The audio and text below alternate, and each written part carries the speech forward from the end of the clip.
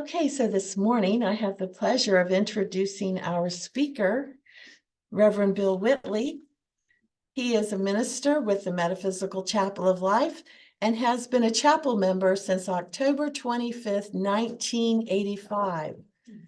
Bill currently serves as president of the board of directors of the Church of Enlightenment and as the lead minister with the Metaphysical Chapel of Life. Bill is a founding member of the Church of Enlightenment, November 9th, 1997, and the Metaphysical Chapel of Life, chartered through the Church of Enlightenment on April 26, 1998. Bill was instrumental in helping to establish both organizations. Bill previously served on the board of directors of the Bridge of Light and was a founding minister with the Chapel of Life, chartered through the Bridge of Light on April 11th, 1986. Bill was a guiding influence that helped the Chapel of Life evolve into the current Metaphysical Chapel of Life.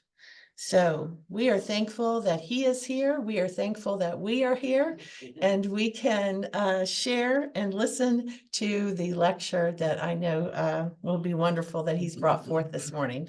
So please welcome joining Reverend Bill Whitley.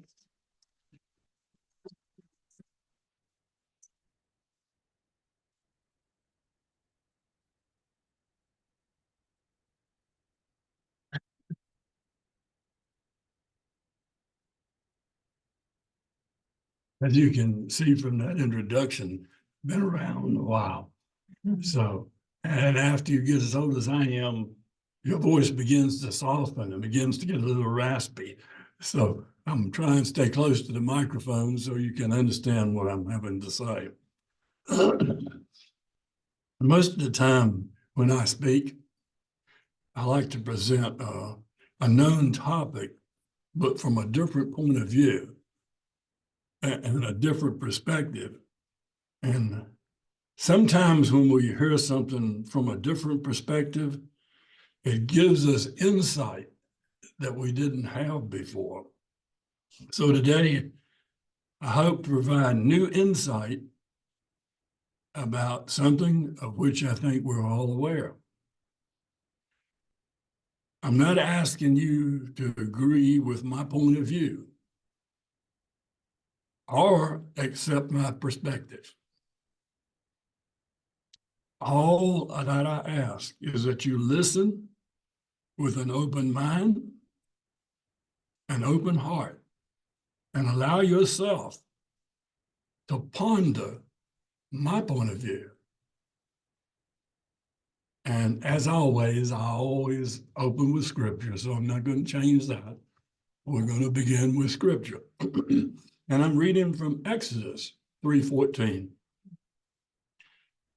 And God said unto Moses, I am that I am. And he said, thus shalt thou say unto the children of Israel, I am hath sent me unto you. I am that I am. I am that I am.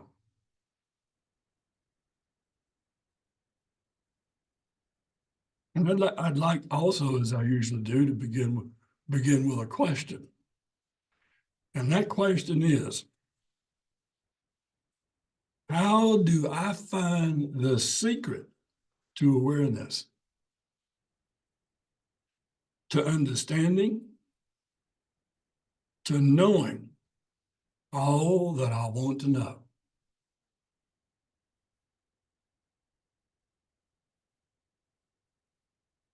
Do I find it through books,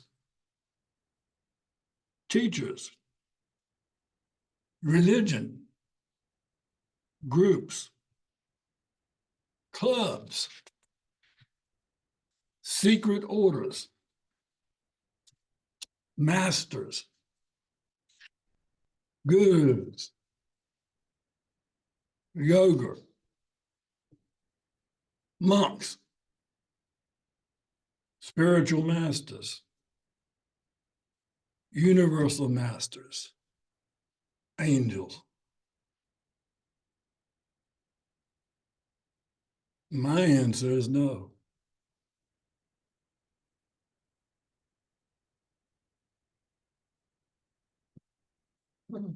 All of these are very pertinent to our growth. All of these are guides. All of these are intermediaries on our path of seeking. Guides and intermediaries that give us direction as we follow the path.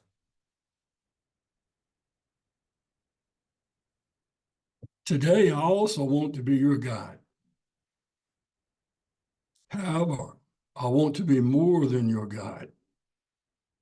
I want to reveal to you a secret.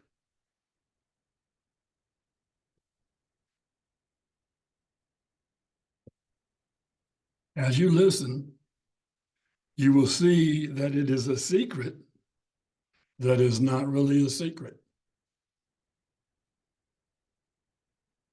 As you listen, you'll see that it is a secret that is not really a secret.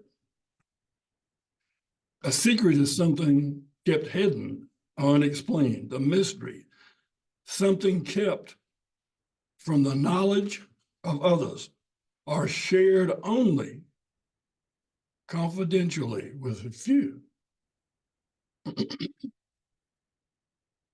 The secret that I want to share with you today has never been hidden and has always been within the knowledge of everyone.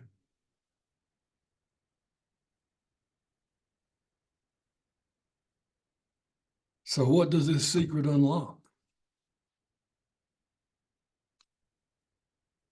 What does this secret reveal? It is the secret to spirit.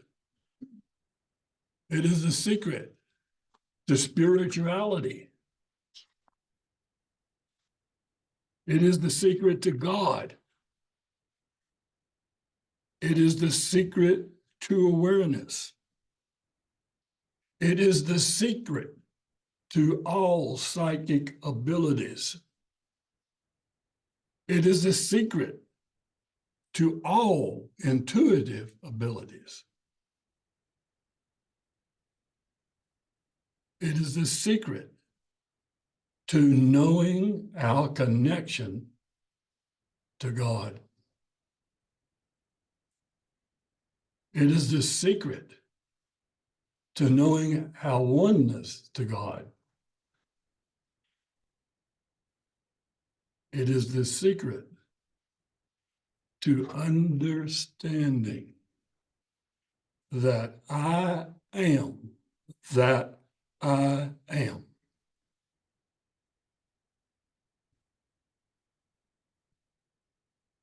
It is the secret to knowing the all.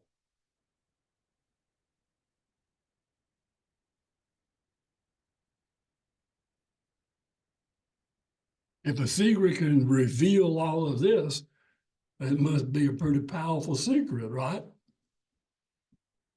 How can such a powerful secret have been hidden all this time?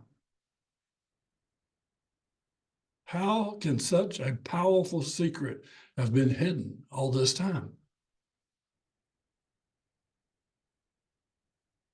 Because it's hidden in plain sight.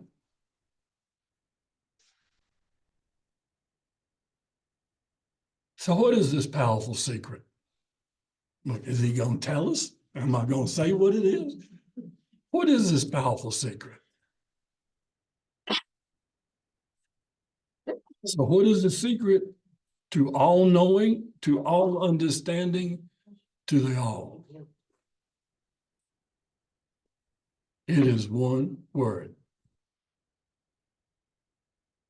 One word.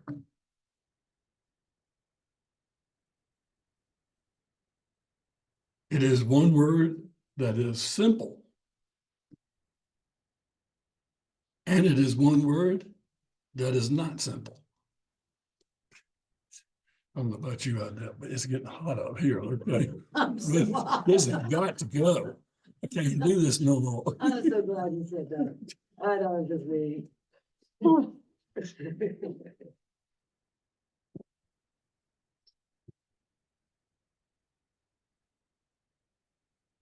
It is one word. It is one word that is simple. It is one word that is not simple. You may wonder how one word can be simple and not simple at the same time. What is the word? Are you ready? Yeah.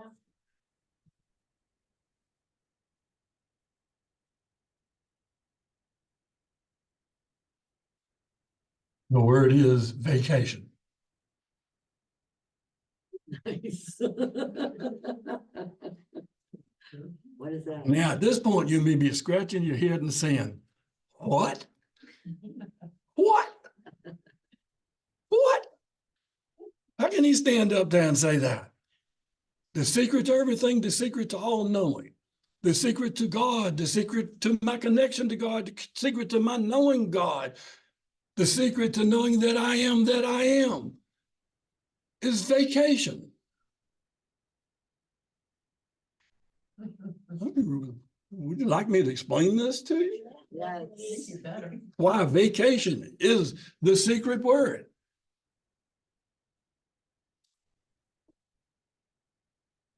Right now, in the back of your mind, because you're being polite in the chapel here and all that, you're trying to be polite inwardly and intellectually as well as outwardly, you're saying he is really full of some kind of bull. I'm hopefully going to prove to you that I'm not just full of bull. Okay. How can that simple word be the key, the secret to everything that I have ever wanted to know about my spirituality and my spiritual self? Let's take a look at the definition of the word vacation. We all got a concept of that word, and we're all thinking about where we're going on our next trip and where we're going on our last trip, this, that, and the other. Okay. Vacation, right? Vacation is a scheduled period during which activity is suspended. Vacation is a scheduled period during which activity is suspended. Now let's look at the word itself. Not by definition, but how the word breaks down. Vacation. Vacate. I own. Vacate, I own. Now that sounds grammatically incorrect, okay? Remember, there are different languages all over the world, and there are all forms of grammar all over the world in those languages. Some of them begin at this end and come this way. Some begin at this end and come this way. And there's any English teachers in here, okay, my grammar's wrong, and that's good. Okay, so what is correct for one may be incorrect for another from a grammatical point of view. So let's look at it from Bill's point of view, grammatically correct or incorrect. As I said before, it is one word. It is one word that is simple. It is one word that is not simple.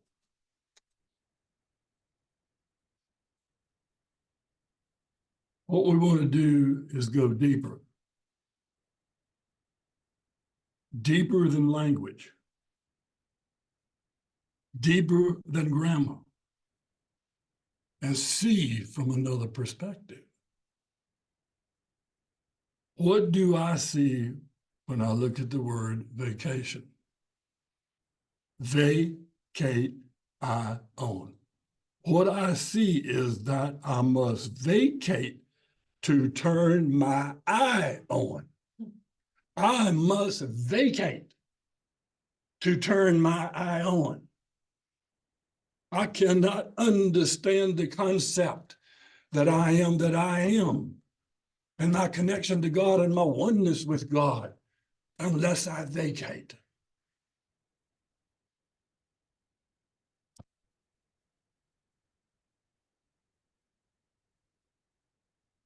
What I see is that I must vacate to turn my eye on.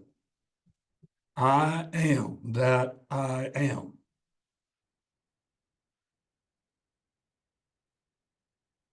I must vacate to get my eye on. You must vacate to get your eye on.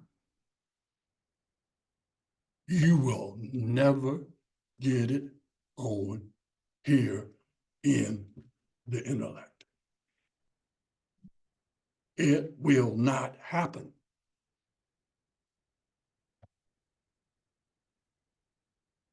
You must have thought that is not thought. You must have thought that is not thought. You must have emptiness. You must enter the void of emptiness.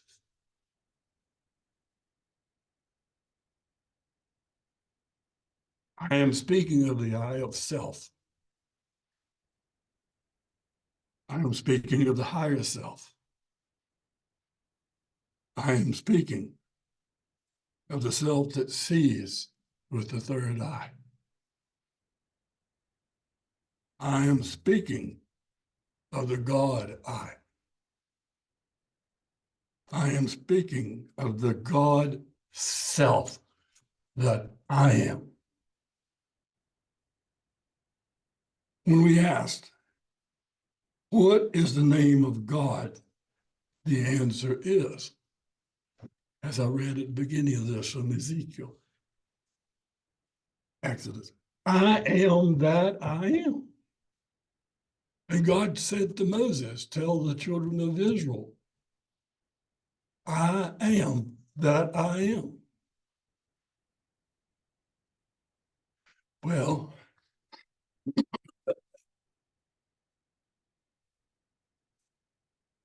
I'm here to tell you today that that's what you are. I am that I am. We all know from our previous teachings that we are one with God and that we're all one with each other. Everybody in here has heard that. Everybody under here has that, in here has that background. We haven't really gone deep into it like I'm talking about here. When I took yoga classes with Atma Kaur before she passed, Atma Kaur, I don't know if anybody else in here took yoga with Atma Kaur, but she was one of the best yoga teachers around here as far as I'm concerned. There was a mantra that we did every single class that I took with Atma Kaur over the period of a couple of years that I took it, or several years I took it. And that mantra was, I am God, God am I, God and I are one. I am God, God and I am I, God and I are one. The chant was repeated to help us understand, to feel, to know that we have more than a connection with God, we have a oneness with God. Now we can chant that over and over for 1,000 years, and still we may only intellectually understand it.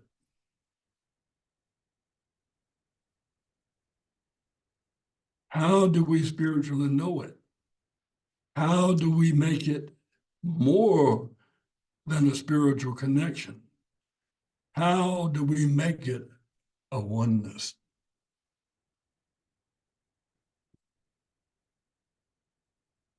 Spiritual connection and oneness can occur only when one is on vacation.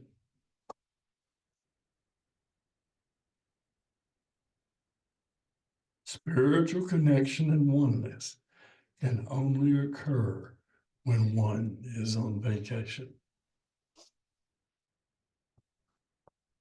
Psychic connection, intuitive connection, spiritual connection, one-on-one connection with each other, one-on-one connection with God. I am God, God am I, God and I are one. I am that I am.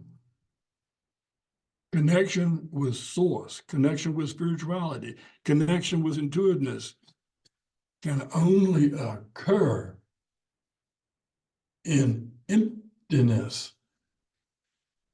And we, for the most part, as human beings, we, for the most part, as a society, we, for the most part, as a people, have this great fear of emptiness.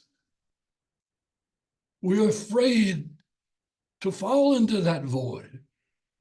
We're afraid to experience that feeling. But think about what you can find in that place.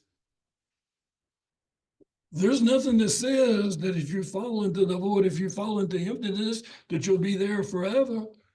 It may only last for a fraction of a second. But when you come back out of it, you've got something that you didn't have before. You've got knowing and understanding of that connection.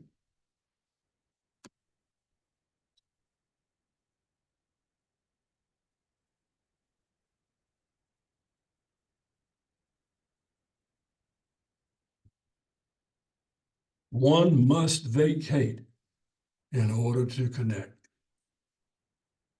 One must vacate in order to connect. Vacation. Vacate, I own. I can only get my I own if I vacate. I am that I am will only be known if I vacate. Vacate the ego self to turn on the higher self. Vacate the ego self to turn on the higher self. I've been asked recently, and I do mean recently as of this year, but I've been asked over the years in the past too. But I've been asked recently, which is why what I'm getting ready to say now is on my mind. I've been asked recently, how do you give messages? Because the person that was talking to me was impressed with several messages that had been given them and the message that I had just given them. And he asked me, and he said, how do you give messages? And I answered him the same way that I always do, that I always normally answer. I don't know. I just let it happen. I don't know. And that's what I normally always say. I don't try to go through and talk about all the stuff I've done, all the places I've been, all the things I've seen, this and the other. I just say, I don't know. Well, that is not really a correct answer because I really do know.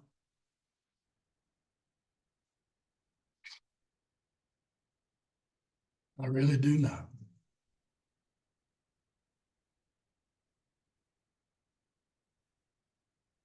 And the answer is I go on vacation. I was just thinking that joke in my head. I was like, God comes to you while you're hanging out on vacation. It'd be a great life. Well, I do this. I have a go on vacation. I take a vacation of the mind. I let myself go nuts for the 30 seconds, 1 minute, 2 minutes, or whatever it is it takes to make a connection with you. I lose my mind. I allow my mind to go on vacation. And you know, from you've heard me say many a times, I give you what I get. I don't know. I couldn't think of that. I can't think of that. I can't make that up. Where does it come from? It doesn't come from me. It doesn't come from my intellect.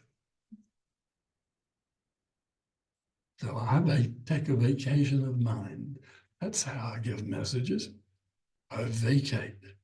And then I hopefully hoping that I'll always come back, rather than being left on that vacation, always come back. But when we go on vacations, we always come back. We go on a vacation from reality and we come back to reality.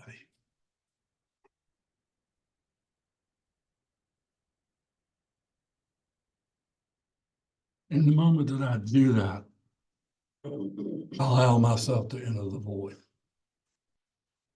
to vacate the mind, and to vacate the ego. If you care what you say, other than in your intellectual mind, you have the knowledge that you will not ever say anything that will harm an individual. But if you have this ego thing of, I got to be perfect, I got to give perfect messages, I can't do this unless I do it perfectly. And I want to be impressive. I want to be entertaining. I want to be this, that, and the other. That's ego. You'll never be able to give a message or make a true intuitive connection or understand that I am, as long as it comes from I'm trying to impress me and everyone else from the ego. It will not happen.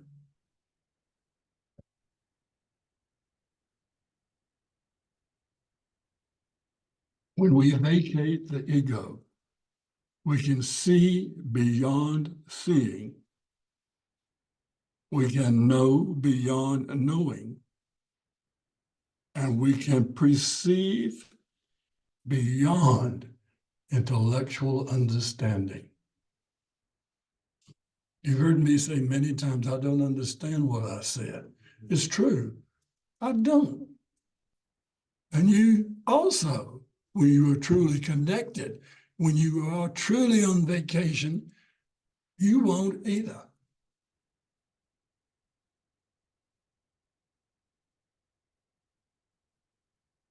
As usual, I'd like to leave you with a question.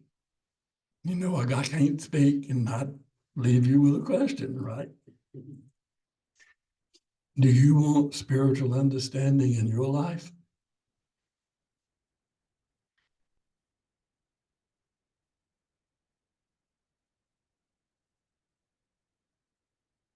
Then consider my message to you today and take a spiritual vacation.